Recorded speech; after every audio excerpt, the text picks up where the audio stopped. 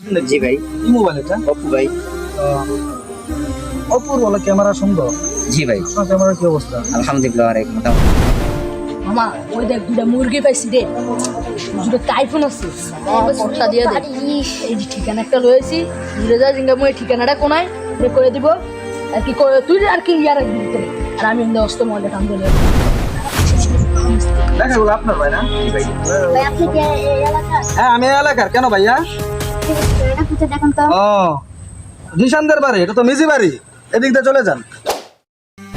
আপনার মোবাইলের ক্যামেরাটা তো অনেক সুন্দর মাশাআল্লাহ, কিন্তু ভাই আমার একটা ফোন বুঝছেন, ভিডিও বানাইতে গেলে পুরা ঘোলা, ক্যামেরাটা অনেক খারাপ। দেখবেন জি ভাই। এই মোবাইলটা কোথায়? কত করেছেন ভাই? এই হানান ভাই, কোথায় কি ব্যাপার? ভাই? ভাই আমার কোথায়?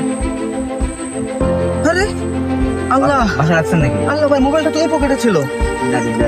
হায় আল্লাহ কোথায় ভাই, ওই রাখছেন? সময় যে একটা লোক আসছিল অ্যাড্রেস জানার জন্য। আসুন তো আসুন তো।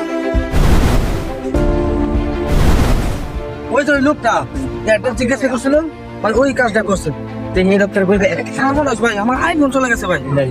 ভাই আমার আইফোন, এখন জিজ্ঞেস করা উচিত, এখন জিজ্ঞেস করা উচিত। আমি ভাই এখন কি করবো ভাই? এই লোকটাকে জিজ্ঞেস করবে। হ্যাঁ ভাই, ভাই আপনার কাছ থেকে একটা পরামর্শ চাই ভাই।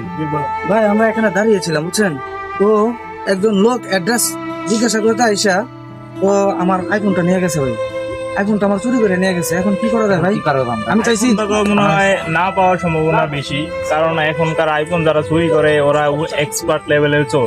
তারা আইফোন ইউজ করে না, তারা ওইখানে বিক্রি করে ফেলে, যেখানে বিক্রি করে ওইখানে লোক ওনারা যে মোবাইলের যে পার্টস গুলো আছে ওইগুলা বিক্রি করে ফেলে, তার কারণে আইফোন না পাওয়ার সম্ভাবনা বেশি।